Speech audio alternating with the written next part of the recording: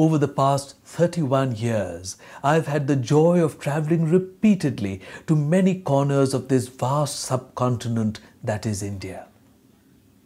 It is amazing to see how landscapes, culture, food, music, dances, and even languages change every few hundred kilometers that you drive. You see the highest mountains of the world, great seas, bountiful rivers, and best of all, a people whose thoughts and heritage go back a few thousand years. Join us on an enthralling journey. I am traveling again across the whole of India to bring you spectacular India.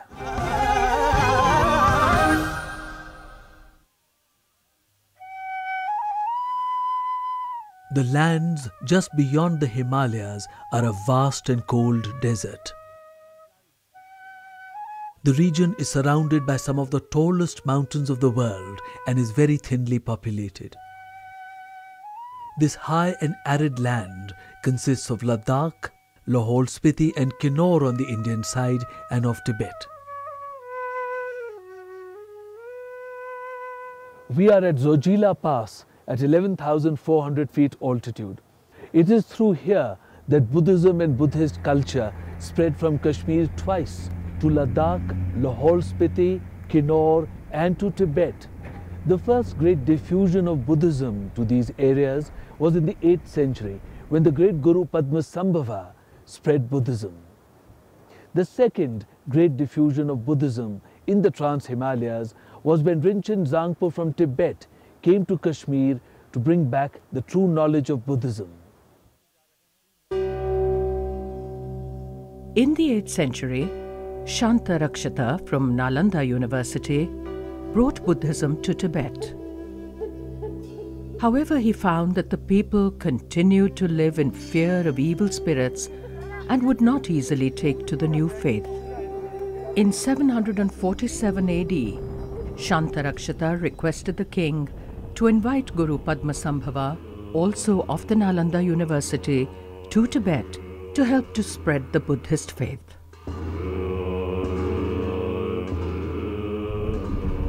The dramatic story of Padmasambhava's conversion of the people of these lands to Buddhism is one of the great epics of the world. The Guru swept across the mountains, performing the cham, or the monastic dance of the lamas. He purified the land and made it ready for Buddhism.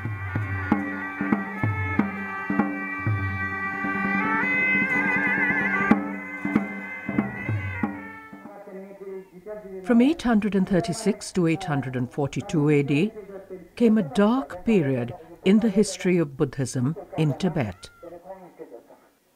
King Langdharma opposed the new religion and persecuted Buddhists.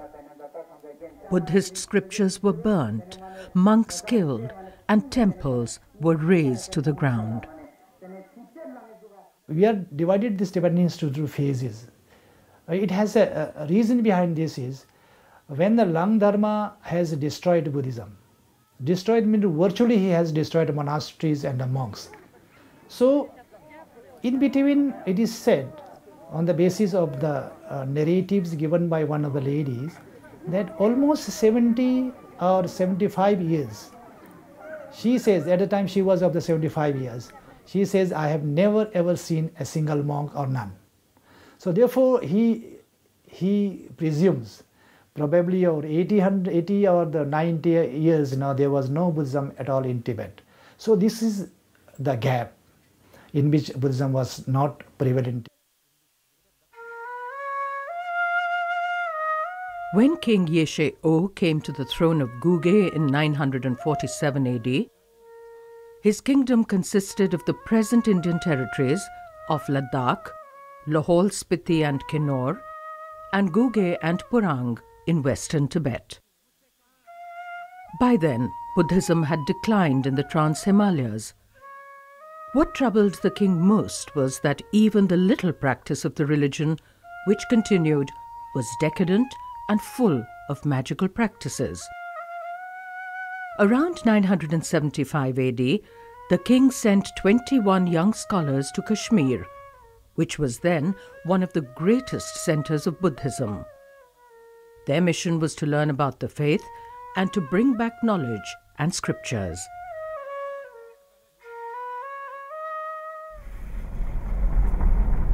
These young men set out full of zeal, but the journey was long and difficult.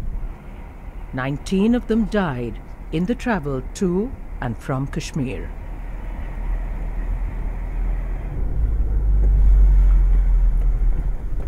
Two scholars survived the journey to Kashmir and came back after 17 years. One of these two was Rinchen Zangpo. He was to become famous for all time to come as Lodzawa, the great translator. He translated the Sanskrit texts which he had brought from Kashmir into Tibetan. Rinchen Zangpo also supervised the construction of many monasteries and temples. These became exquisite jewels of the faith, set in the midst of the vast spaces of the trans-Himalayan desert.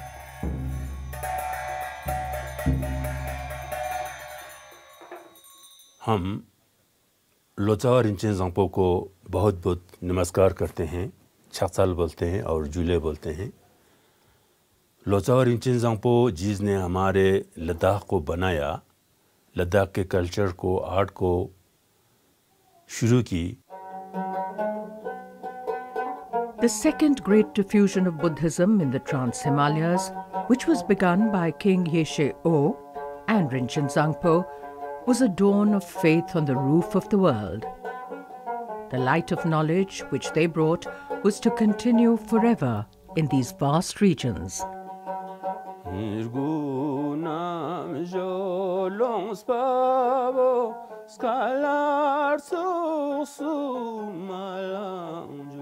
One 108 monasteries are believed to have been constructed in this period in the kingdom of Guge in western Tibet, Ladakh, Lahaul Spiti and Kinnaur.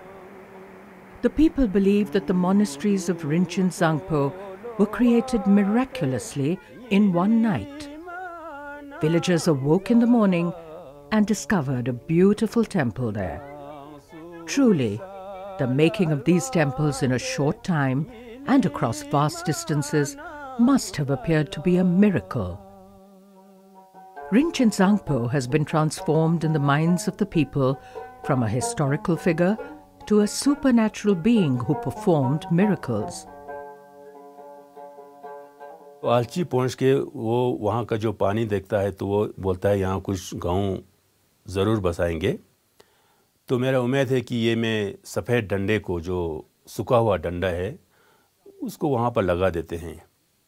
अगर इस जगह पे कोई गोंपा बनाना हो या बनना हो तो मेरे वापस आने तक इस डंडे को पत्ते निकाल आएंगे। ऐसा उसने पूजा करके उस डंडे को ज़मीन में गाड़ दिया और उसके बाद वो मांगड्यू चले गए। जब वो आलची वापस आते हैं तो इसने जो डंडा, सफ़ेद डंडा और सूखा डंडा उसने ज़मीन में गाड़ा था तो उसको पत्ता निकल आए थे। तो लोचावा जी ने ये सोचा कि हाँ, ये तो वाकई बहुत ही नेक शगुन होगा, तो यहाँ भी हम एक गोंपा बनाएंगे। तो लोचावा जी का एक खासियत ये थे कि उसकी आँख बहुत ही तेज़ था और उसमें कुछ हमसे अलग थे। तो उसका जो आँख का पलक है जो वो नीचे से ऊपर दबाते थे।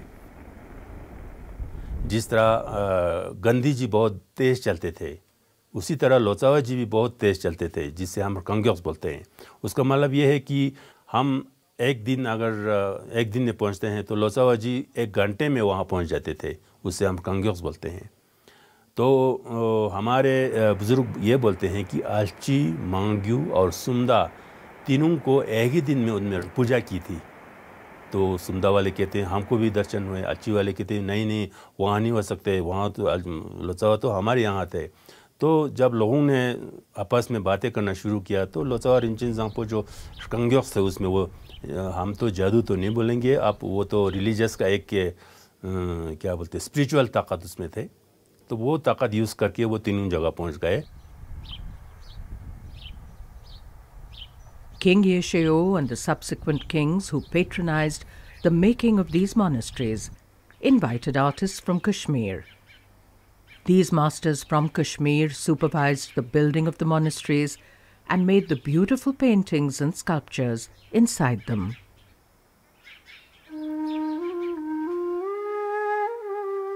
The painters and sculptors from Kashmir brought with them a highly sophisticated form of art, which was deeply rooted in the classic Indian traditions.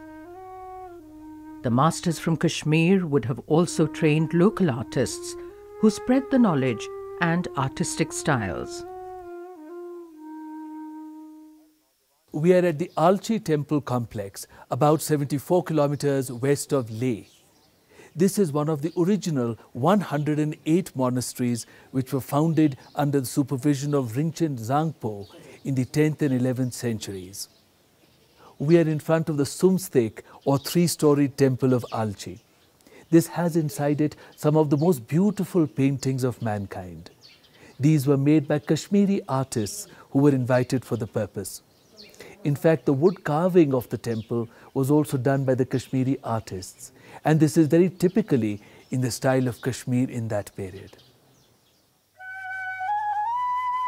Since ancient times, the hallmark of the finest Indian art was the deep and inward look on the faces of the figures. The art of these monasteries continues this sublime tradition.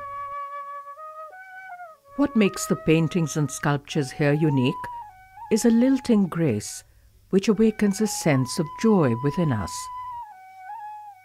The art of these early trans-Himalayan monasteries takes us far from the noise and clamour of the material world. Mythical creatures with riders trampling upon fierce animals are a constant motif in medieval Indian art. They represent the courage within us, with which we must face the demons of our ignorance and confusion. While deities present the sublime message of the peace to be found within us, the Kashmiri artist never forgets the joy of worship. The purpose of this art is to elevate us to a world permeated with the joy of divinity.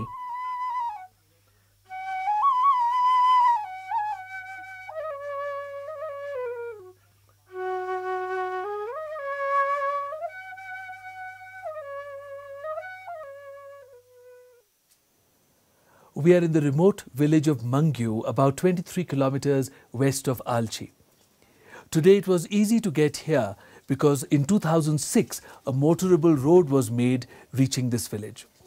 Before that, one had to walk 14 kilometers uphill along a mountain stream to reach here. This monastery has many beautiful paintings and sculptures inside, which are closely similar to those at Alchi. In fact, it seems that the same artists could have made those at Alchi and those here.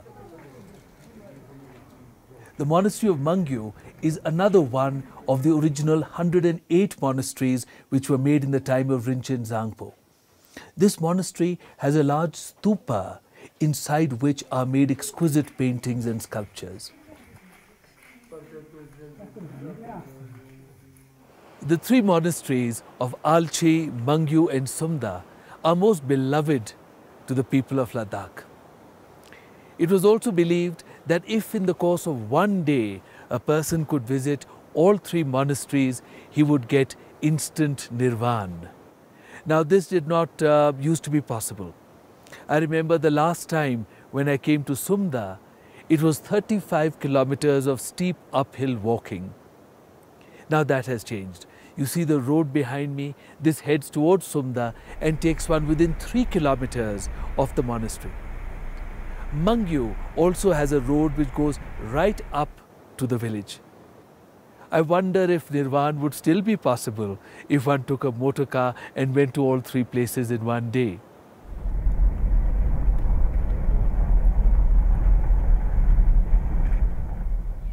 This is Mr. Tashi Tundup. He is a resident of Thikse, which is right next to the ancient site of Nyarma. Nyarma is the oldest monastic site of Ladakh. There is an inscription in the Alchi monastery, the famous Alchi monastery, of one Kalden Sherab. Kalden Sherab was the founder of Alchi, and he says that he had already studied at Nyarma. ये तो मेरा जन्म स्थान भी है और मैं तो ये बाप दादा के ज़माने में यहाँ पे हूँ। ये जगह तो बहुत पवित्र स्थान है। ये जगह तो बहुत टाइम में यहाँ आ चुका हूँ। यहाँ कुछ ये नानरी भी है बना हुआ है। तो ये एक तो खासकर ये लोचावा रिंचन जंपो का ये यहाँ पे बना हुआ जो के पीछे देख रहा है ये न्यारमा, तो ये बहुत पुराना स्थान है। It's quite wonderful to see how even ruined sites like Nyarma have treasures of art hidden within them.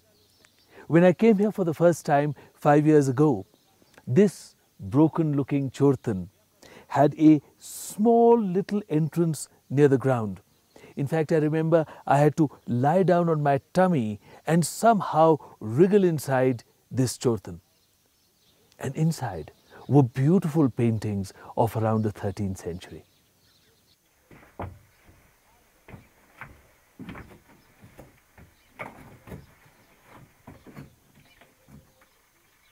Inside this chortan are such beautiful bodhisattvas painted with hands of devotion.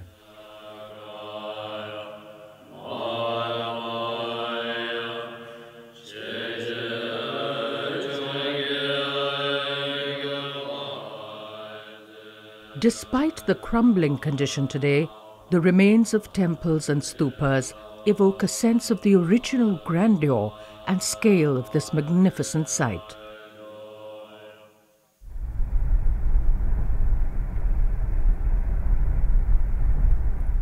The Tabo Choskhor or temple complex in Spiti in Himachal Pradesh is among the 3 oldest monasteries which were built by Rinchen Zangpo.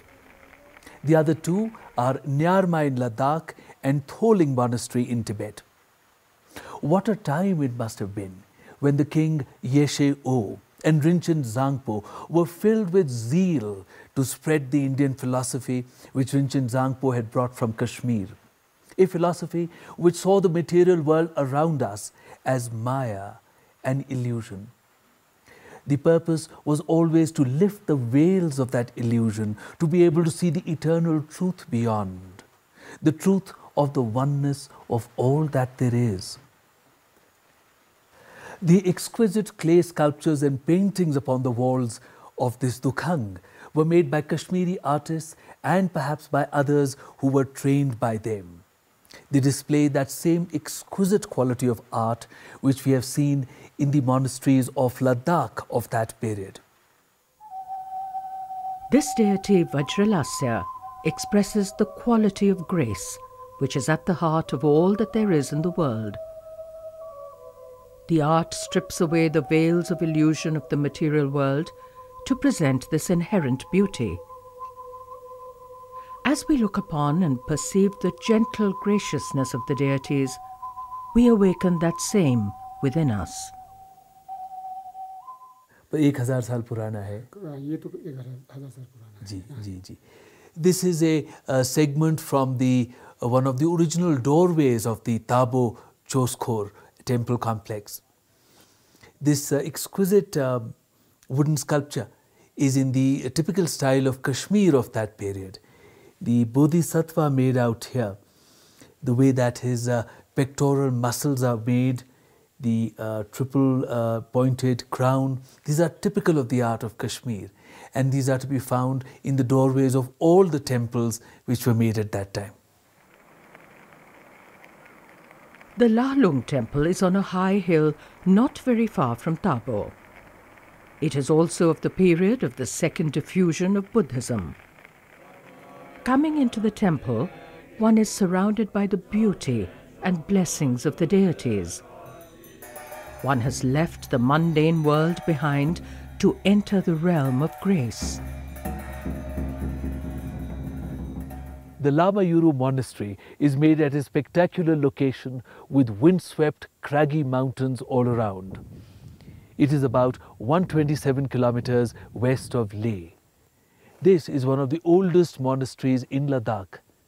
It has one room, a Verochana Lakhang, which belongs to the 11th century, the period of Rinchen Zangpo. King Yesheo and the great translator Rinchen Zangpo wished to re-establish the Buddhist faith in the Trans-Himalayas. They also wanted to ensure that it was true knowledge that would form the basis of this renaissance. In Buddhism, the cult of Verochana was then prominent across India, especially in Kashmir.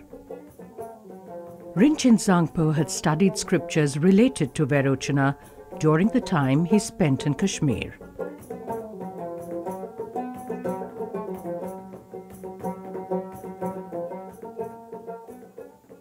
We are in the Verochana Lakhang, the temple to Verochana in the Lamayuru monastery. These beautiful clay sculptures here were made in the 10th and 11th century by Kashmiri artists. It is shrines to Verochana which are made in all the temples which were founded in the time of Rinchen Zangpo.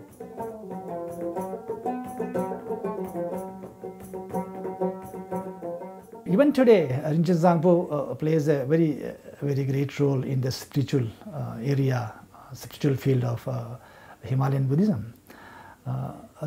First reason being the re-embodiment of the Rinchen Zangpo still continues. Present Rinchen Zangpo, Lochen Kelsang Tuku, Tenzin Kelsang Tuku, which we call it, he is from the Shalkar village, which is in Kinnaur district. These temples, you can find many different statues and wall paintings still remaining. The experts, they say these are the Kashmiri style, similar to maybe many temples that you may find in Kashmir. Rinchen Zangpo, he studied in Kashmir actually. There was Buddhism in Kashmir, and maybe great universities were there and great scholars were there. So he mainly studied Buddhism and Sanskrit in Kashmir. So when he built those temples, he brought artists from Kashmir.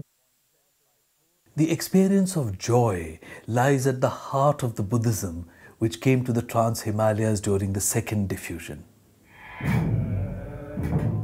The concept of yoga stresses the oneness of everything in creation.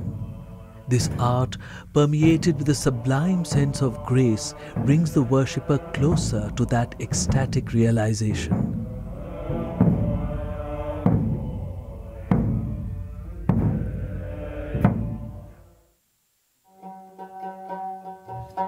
Yulul chungi puna karive kalarbo cholos kori puna karive kalarbo butsangariya lava kariya sankalarbo ju